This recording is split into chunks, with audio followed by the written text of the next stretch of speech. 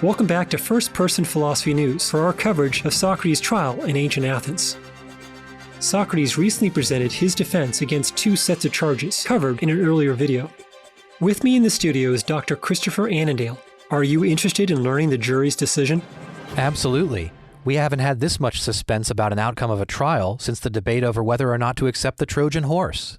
Unfortunately, Socrates is not available to join us at the moment, but we do have news from the trial from an eyewitness to the events, a young devotee of Socrates. Thank you for joining us, Pluto. You're welcome, and it's Plato. The jury has made a terrible decision. They just voted to convict Socrates. What's that? I can't quite hear you. Did you just say your name is Plato? No, it's Plato with a T. But the thing is, the jury just voted 280 to 221 against Socrates. Socrates appeared surprised that the vote was so close. Just think, if only 30 votes were switched, Socrates would now be free. Hold on. I'm still trying to wrap my mind around the idea that someone would call their son Plato. I mean, I understand Pluto. He's the Roman god of the underworld, after all. But Plato? Hey, what do you think, Chris? Plato is an unusual selection to be sure. Call me old-fashioned, but I prefer the classical names, and I don't understand the modern attraction of naming children after colorful modeling compounds. Guys, stay focused. My name is Plato. It's a nickname. It means, never mind. It does not matter. The jury just voted, and Socrates was found guilty. I personally think Socrates was successful in his refutation of the arguments that he is an atheist and that he corrupted the youth, like me. I suppose the long-term bias against Socrates and philosophy as a whole was too much. Yes, Plato. This is troubling news. What happened after the jury announced their vote? Following our legal tradition, the prosecution presented its argument for their preferred punishment, death. Socrates, then, was allowed to present his preferred punishment. Well, what of it? Did Socrates argue against the punishment of death? Well, not exactly. He instead explained that he deserved a hero's reward, like the kind Athens gives to its Olympic heroes. Free meals for life. What? Doesn't Socrates understand that the jury just decided that he has committed crimes against the city? How can he expect that they would now want to reward him? Socrates is convinced that he has been a great benefit to the city, since he has spent his whole life urging all to be as good and as wise as possible, and to not foolishly focus on wealth, pleasure, or power. The victor of the Olympic Games makes everyone feel happy, but Socrates gives you the tools you actually need to be happy if you listen. He's the one who deserves the city's thanks. Well, Socrates might be convinced that he never willingly harmed anyone, but the jury obviously disagreed. Did Socrates suggest other, more reasonable penalties? Yes, he briefly considered imprisonment, banishment, and a fine, but he rejected all of these punishments as impractical and ineffective. As much as I hate to admit it, I have to agree. Many would think imprisonment to be a great punishment, but prisoners are in fact given free food for the rest of their lives, which Socrates might like. And considering Socrates' advanced age, he won't need food for much longer. But why not banish Socrates, or make him pay a fine? Certainly Socrates must understand that these punishments are preferable to death. Socrates explained to the jury that forcing him to leave Athens wouldn't really solve Athens' problem. If he went to another city, the same problems would certainly develop there. And honestly, who do you think the leaders of that city would blame? Athens, for not taking care of the problem as they should have. Okay, but why not just fine Socrates? Why not just hit him where it hurts and make him pay? But Socrates cares nothing for money.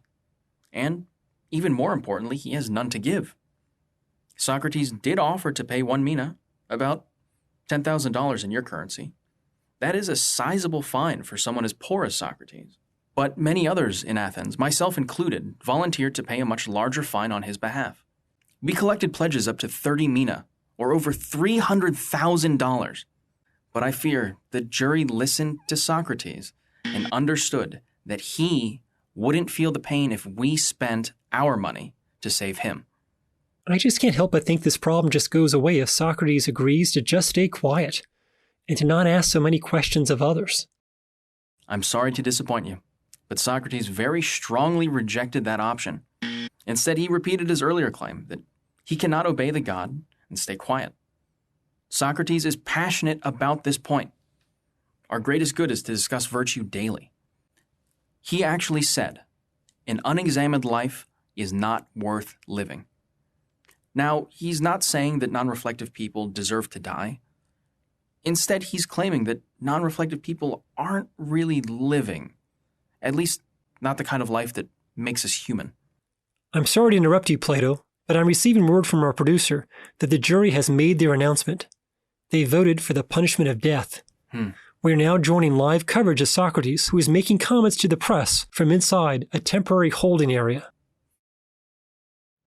Oh, that sure didn't take the members of the jury much time. Now they will have to bear the responsibility of killing me when they could have just waited for nature to run its course. Honestly, some might criticize me for not pandering to the jury and begging for my life by mentioning my 3 young sons. But I would rather die with my defense than live as a coward or say or do anything to avoid death. It's easy to avoid death, my friends, but it is much more difficult to avoid wickedness, which runs faster than death. I am old and slow and have been caught by the jury. But my accusers, so clever and sharp, have been caught and condemned by wickedness and injustice. Socrates, what message do you have to those who voted against you? I'll offer a prophecy. I say that a vengeance will come upon them, which will be much harder for them to bear than my suffering. They condemn me, hoping that my death would spare them from having to give an account of their lives. They wanted to escape judgment for not living in the right way. But I maintain that the others who are younger than me, who I restrained but they did not notice, will now take up the challenge, and they will find their questions more difficult to ignore. I urge everyone in the time you have left not to ignore such tests, but to prepare yourself to be as good as possible. Socrates, are you worried that a bad end will fall on those who supported you? No, but I imagine my friends are worried that I've handled this trial all wrong. I want to tell them to be at peace. I often receive warnings from the divine voice inside of me telling me to stop when I'm about to do or say something foolish. But I didn't hear that voice of warning at any time during the trial. And why is that? Because what happened today may be a good thing. Those who believe death to be evil are certainly mistaken. Mistaken? What proof do you have that they are wrong about the evil of death?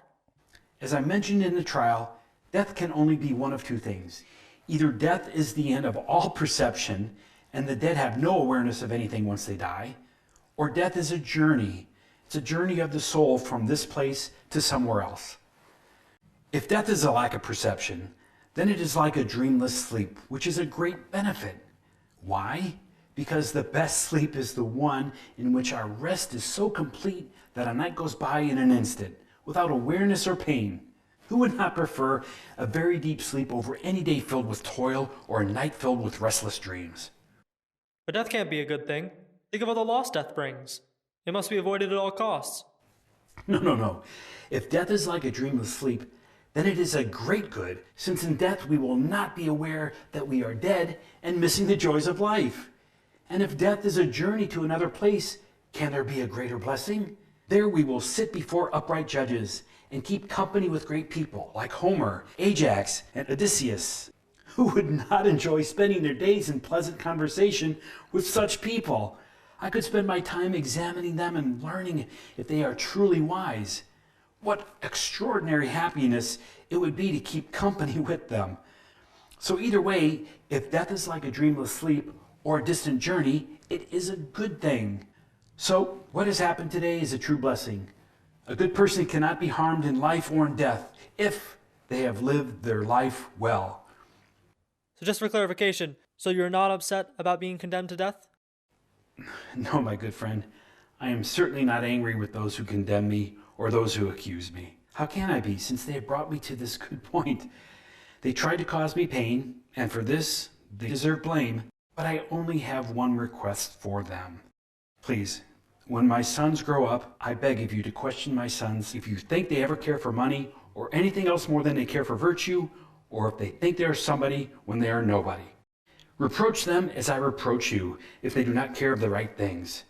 If you do this, then you will have treated both me and my sons well. Socrates, it's time to go. I need to leave. I go to die. You go to live. Which of us goes to the better fate is known to no one except the God. Remarkable. I'm at a complete loss of words, Chris. Are you able to share your reaction? I think Socrates has a wise response, Mike. A virtuous person has nothing to fear in death. But I think it is important to point out that although Socrates' argument is a valid disjunctive syllogism, it will only produce a certain and true conclusion if, like Socrates, you have lived a virtuous life. Both good and bad people, but maybe especially bad people, would benefit if everything just disappeared at the moment of their death. All suffering ends, and once again they wouldn't even know that they are missing life, since all is snuffed out. But only virtuous people will likely enjoy life in a world after death.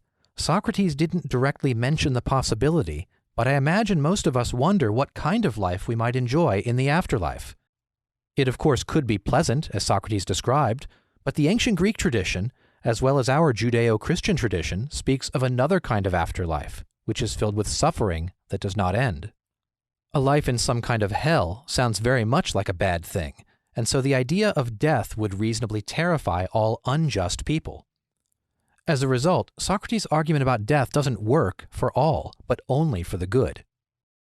An interesting point, Chris, and one that we all must consider as we form our character by what we say and what we do. Unfortunately, our time is up all too quickly, and I need to send our viewers off to enjoy our evening's primetime lineup. And please don't forget to like this video and to subscribe. We appreciate you recommending our videos to your friends and helping our channel grow. Signing off for First Person Philosophy News. Peace. It'll be a long time before we see a philosopher of Socrates' caliber again. I'm surprised to learn that hemlock is so poisonous. I mean, it's all natural, right? That young Plato shows a lot of promise. I think he's destined for great things. I hope he stays in journalism.